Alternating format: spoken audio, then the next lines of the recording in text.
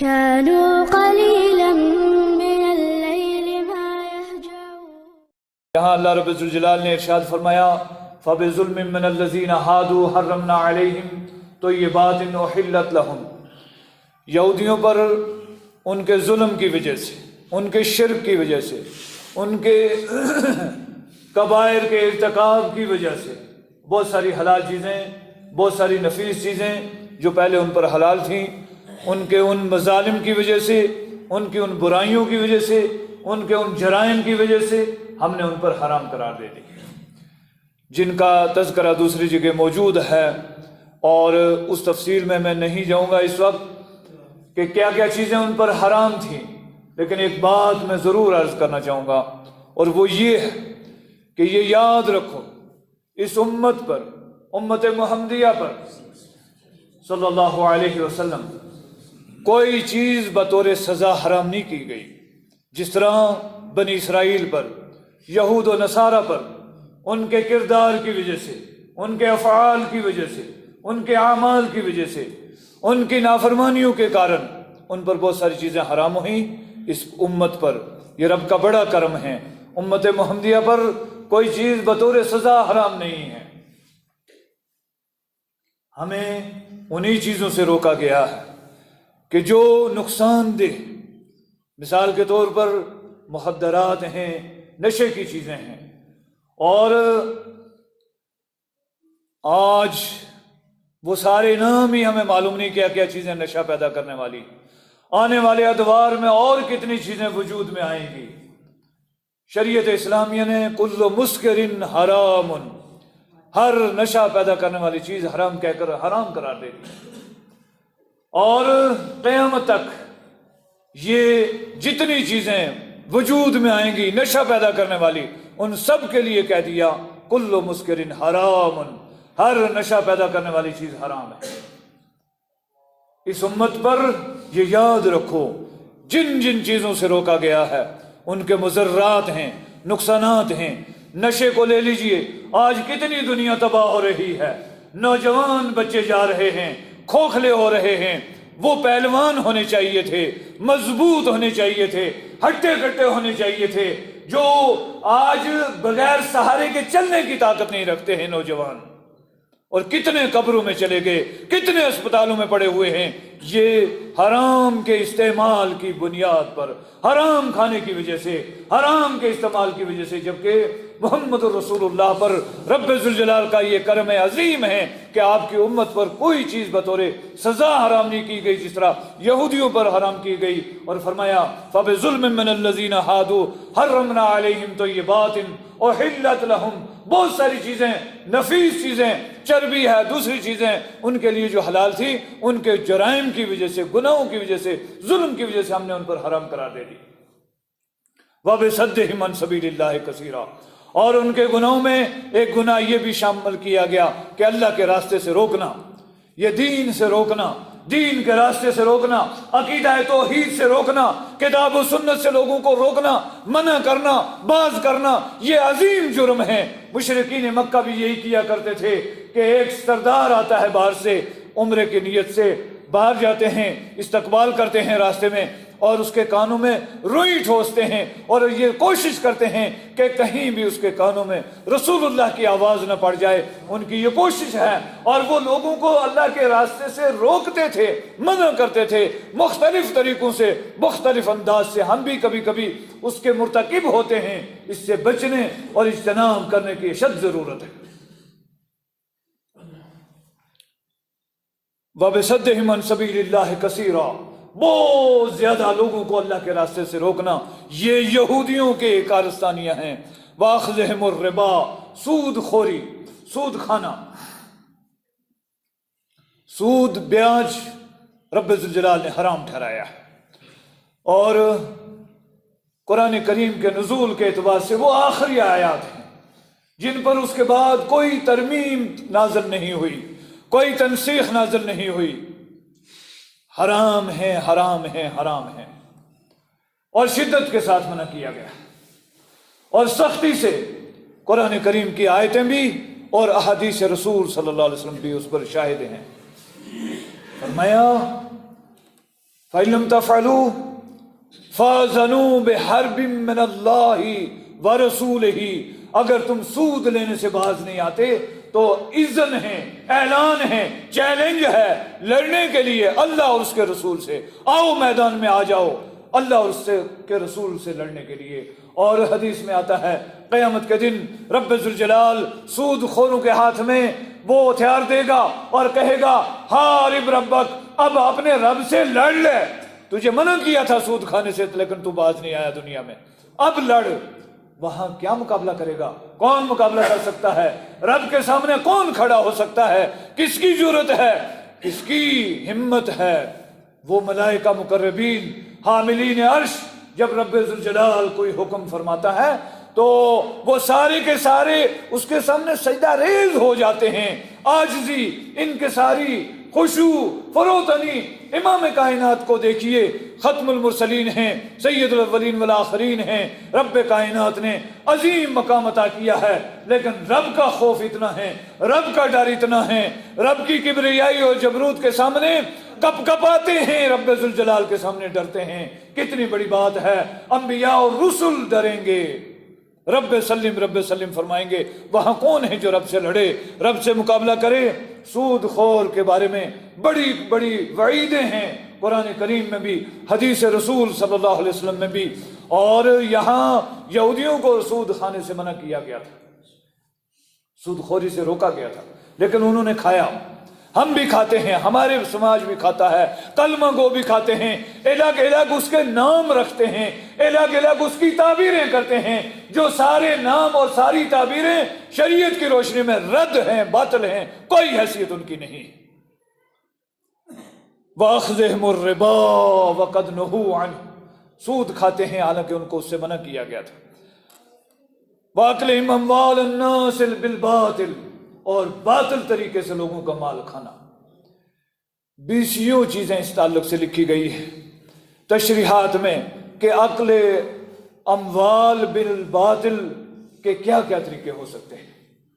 اس میں سے سود بھی ہے، اس میں سے رشوت بھی ہے، اور اس میں سے یہ نظر و نیاز کے نام پر وہ کام جن کاموں کے کرنے کا رب ذوالجلال نے حکم نہیں دیا، رب کے رسول نے حکم نہیں دیا، ان کو اپنی طرف سے دین بنا کر پیش کرنا اور لوگوں کی جیبیں ٹٹولنا اور ان سے پیسہ نکلوانا اور کھانا، وہ سارے کے سارے طریقے اس میں شامل ہیں۔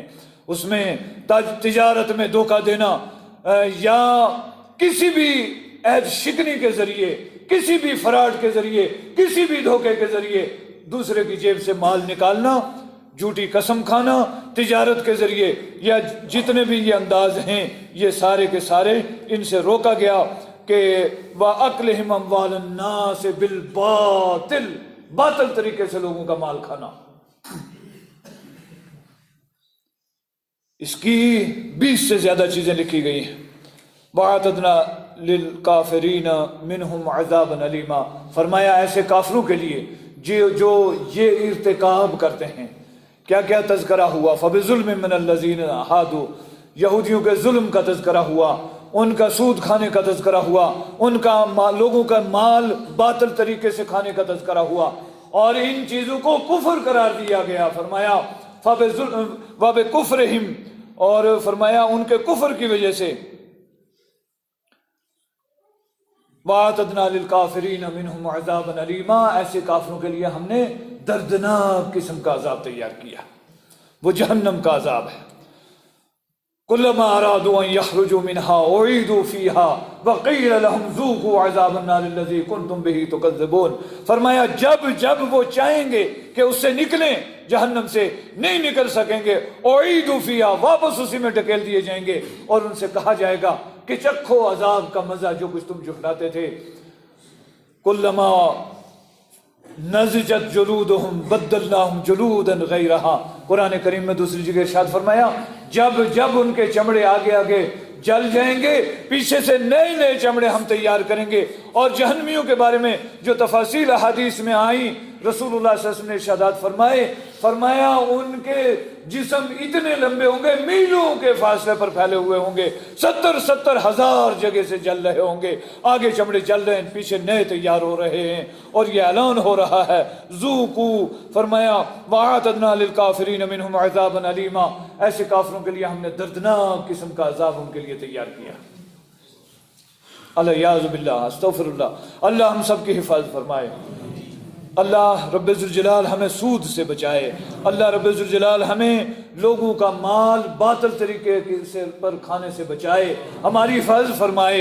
अल्लाह की तौफीक के बगैर कुछ नहीं हो सकता। लेकिन रासिखून फिल इल्म, अहले इल्म, मजबूत इल्म वाले, गहराई का इल्म वाले, जिनके मुताले वसी हैं, जिनकी मालूमात गहरी हैं, जो गौर व फिक्र करते हैं, तदब्बुर करते हैं, समझते हैं। लेकिन रासिखून फिल इल्म, फरमाया जो साहिब इल्म है मिनहुम, उनमें से भी, यहूद में से चंद अफराद आए, नसारा में से चंद अफराद आए। हज़रत अब्दुल्लाह इब्न सलाम एक जलील कदर सहाबी रसूल हैं, मुतअद्दिद जगह कुरान करीम में उनका तज़किरा है, उनकी शान बयान हुई है, उनका मकाम बयान हुआ है, उनके तज़किरे बयान हुए हैं। उन्हीं के बारे में फरमाया यारिफूनहु कमा यारिफून अबनाहुम, वो रसूलुल्लाह को देखते ही पहचान गए, जिस तरह एक बाप अपने बेटे को पहचान लेता है, इस तरह उनकी किताबों में रसूलुल्लाह की सना और सिफत मौजूद थी कि वो आपको देखते ही फौरन पहचान लें। हज़रत अब्दुल्लाह इब्न सलाम और उनके अलावा चंद लोग यहूद से मुसलमान हुए, नसारा से बड़ी तादाद में मुसलमान हुए, औस खज़रज के कबाइल मुसलमान हुए। फरमाया लेकिन रासिखून फिल इल्म मिनहुम वल मोमिनूना, और मोमिनों में से भी, इससे मुराद अंसार हैं, मुहाजिरीन हैं, जो बाद में ईमान लाने वाले हैं। वो क्या करते हैं? युमिनून बिल्लाहि, अल्लाह पर ईमान लाते हैं, बिमा उनज़िला इलैका वमा उनज़िला मिन क़ब्लिक, उस चीज़ पर ईमान लाते हैं जो आप पर नाज़िल की गई, यानी वो कुरान पर भी ईमान लाते हैं। पीछे तज़किरा हुआ था कि ला नुफ़र्रिक़ु बैना अहदिम मिर रुसुली, हम रसूलों में कोई तफरीक नहीं करते, सारे रसूल अल्लाह के सच्चे रसूल हैं, सारी किताबें अल्लाह की सच्ची किताबें थी, लेकिन सबसे आखिरी रसूल हज़रत मोहम्मद रसूलुल्लाह हैं, सबसे आखिरी किताब कुरान करीम है। उन सारी साबका किताबों में जो अच्छाइयाँ, खूबियाँ, भलाइयाँ मौजूद थी, वो सारी कुरान में जमा कर दी, और जो चीज़ें उनमें मौजूद नहीं थी, इंसानी ज़रूरत से उनका ताल्लुक़ था, वो कुरान में बयान कर दी। वो कुरान पर ईमान लाते हैं और उन साबका आसमानी किताबों पर ईमान लाते हैं, और साबका आसमानी किताबों के ईमान में ये चीज़ शामिल है कि वो आसमानी किताबें मनसूख हैं। आज ना तौरात का हुक्म चलेगा, ना इंजील का चलेगा, ना ज़बूर का चलेगा, ना सोहफ़ इब्राहीम और मूसा चलेंगे। आज अगर कुरान चलेगा तो सिर्फ और सिर्फ रब का कुरान चलेगा, या मोहम्मद रसूलुल्लाह सल्लल्लाहु अलैहि वसल्लम का फरमान चलेगा। युमिनून बिमा उनज़िला इलैका वमा उनज़िला मिन क़ब्लिक वल मुक़ीमीन अस्सलाता वल मुअतून अज़्ज़काता, और नमाज कायम करने वाले, ज़कात अदा करने वाले। नमाजी फराड नहीं करेगा, नमाजी झूठ नहीं बोल सकता, नमाजी हराम नहीं खा सकता, नमाजी सूद नहीं खा सकता, नमाजी लोगों का माल बातिल तरीके से हड़प नहीं कर सकता। और अगर नमाजी भी है और ये काम भी करता है तो फला सलात लहू, समझिए कि कोई नमाज उसकी नमाज ही नहीं है। कुरान करीम में अल्लाह रब्बुल जलाल ने इरशाद फरमाया वाक़िमिस्सलात इन्नस्सलात तन्हा अनिल फ़हशाइ वल मुनकर, आप नमाज कायम कीजिए, इसलिए कि नमाजें इंसान को बेहयाई और मुनकरात से रोकती हैं। रसूलुल्लाह सल्लल्लाहु अलैहि वसल्लम ने इरशाद फरमाया मल्लम यनहाहु सलातुहु अनिल फ़हशाइ वल मुनकर फला सलात लहू, जिस आदमी को उसकी नमाजें बेहयाई और मुनकर से ना रोके, उसकी कोई नमाज नहीं। गोया उसकी नमाजें इस मेयार की हैं ही नहीं कि जिनको कबूल किया जाए। अगर वो कबूल होती तो उससे मुनकरात भी चली जाती, बेहयाइयाँ भी चली जाती, बुराइयां भी चली जाती, सूद खोरी भी चली जाती, लोगों का माल बातिल तरीके से खाना, रिश्वत, ब्याज या जितने धोखे फराड हैं वो सारे के सारे उससे खत्म हो जाते।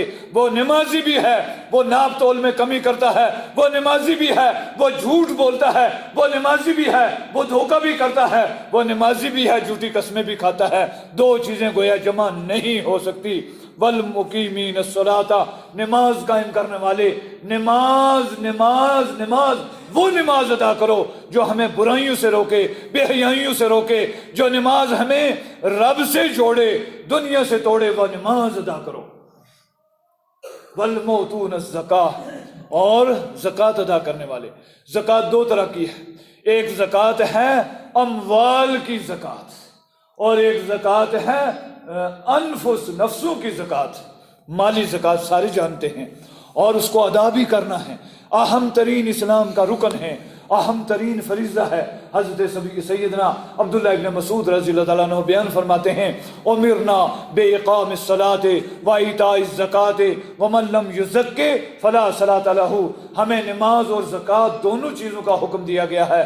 جو زکوٰۃ نہیں ادا کرتا اس کی نماز کوئی نماز نہیں، جو زکوٰۃ نہیں دیتا اس کی نمازیں کسی بھی کھاتے میں نہیں، اس کی نمازیں اس اہل نہیں کہ وہ اس کو قبول کیا جائے۔ تو نماز اور زکوٰۃ دونوں چیزیں، زکوٰۃ مال کی بھی ہے اور زکوٰۃ جان کی بھی ہے۔ جانی زکاتیں دی گئی ہیں اس اسلام کی آبیاری کے لیے، اس کے استقامت کے لیے۔ اس کا جب بوٹا لگایا گیا تھا اس کو سچائی کی ضرورت تھی، اور اس سچائی کو خون سے سینچا گیا، تبھی یہ تناور ہوا، تبھی یہ بڑا ہوا، تبھی یہ پھیلا۔ اور جان کی قربانی میں احساسات بھی قربان کرنے پڑتے ہیں، میں کو مارنا پڑتا ہے، قربانی دینی پڑتی ہے، جذبات کو قربان کرنا پڑتا ہے، اپنی میں کو قربان کرنا پڑتا ہے۔ اور اس میں بہت ساری باتیں ہیں، میں تفصیل میں نہیں جاؤں گا۔ فرمایا والمقیمین الصلاۃ والمؤتون الزکاۃ والمؤمنون باللہ والیوم الآخر، اور اللہ اور آخرت پر ایمان لانے والے۔ اللہ اور آخرت پر ایمان، یہ آخرت کا یقین، جزا و سزا کا یقین، یہ ضروری ہے۔ اگر کسی کو مر کر دوبارہ زندہ ہونے کا یقین نہیں ہے وہ ایمان والا نہیں کہلا سکتا۔ بارہا یہ بات تذکرہ ہوتی ہے، اس لیے کہ قرآن کریم نے بھی اس بات کو بارہا ذکر کیا کہ والمؤمنون بالآخرہ، آخرت، والمؤمنون باللہ والیوم الآخر، آخرت کے دن پر ایمان لانے والے، آخرت کا یقین، جزا و سزا کا یقین، ضرور قیامت قائم ہوگی، وہاں ہمارے اعمال تولے جائیں گے، اور اعمال تولنے کے بعد جس کی نیکیاں زیادہ ہوں گی اس کے لیے جنت کا فیصلہ ہوگا، جس کی برائیاں زیادہ ہوں گی اس کے بارے میں جہنم کا فیصلہ ہوگا۔ یہ یقین کرنا، ہمیں رب کے سامنے کھڑے ہونا ہے، حساب دینا ہے، جواب دینا ہے۔ فرمایا وَلِمَنْ خَافَ مَقَامَ رَبِّهِ جَنَّتَانِ، جو رب کے سامنے کھڑے ہو کر حساب دینے سے ڈر گیا اس کے لیے دوری دوری جنت ہے، اس کے لیے دو دو جنتیں ہیں، یہ رب کا فرمان ہے۔ فَأَمَّا مَنْ طَغَىٰ وَآثَرَ الْحَيَاةَ الدُّنْيَا فَإِنَّ الْجَحِيمَ هِيَ الْمَأْوَىٰ وَأَمَّا مَنْ خَافَ مَقَامَ رَبِّهِ وَنَهَى النَّفْسَ عَنِ الْهَوَىٰ فَإِنَّ الْجَنَّةَ هِيَ الْمَأْوَىٰ۔ فرمایا جو رب کے سامنے کھڑے ہونے سے ڈر گیا اور اپنے آپ کو خواہشات نفس سے بچا کر چلا تو اس کے لیے جنت ہے، جنت بہترین جنت ہے۔ اور وَلِمَنْ خَافَ مَقَامَ رَبِّهِ جَنَّتَانِ فرمایا اولئک سنؤتیہم اجرا عظیما، فرمایا ایسے لوگوں کو ہم بہت بڑا اجر عطا کریں گے۔ جس کو رب بڑا فرمائے وہ کتنا بڑا ہوگا؟ ما لا عین رأت ولا اذن سمعت ولا خطر علی قلب بشر، رسول اللہ صلی اللہ علیہ وسلم نے ارشاد فرمایا نہ کسی آنکھ نے دیکھا، نہ کسی کان نے سنا، اور نہ کسی کے دل میں وہ تصور پیدا ہو سکتا ہے۔ پھر آپ نے یہ آیت تلاوت فرمائی فلا تعلم نفس ما اخفی لهم من قرۃ اعین جزاء بما كانوا يعملون۔ فرمایا انا اوحینا الیک کما اوحینا الی نوح والنبیین من بعد۔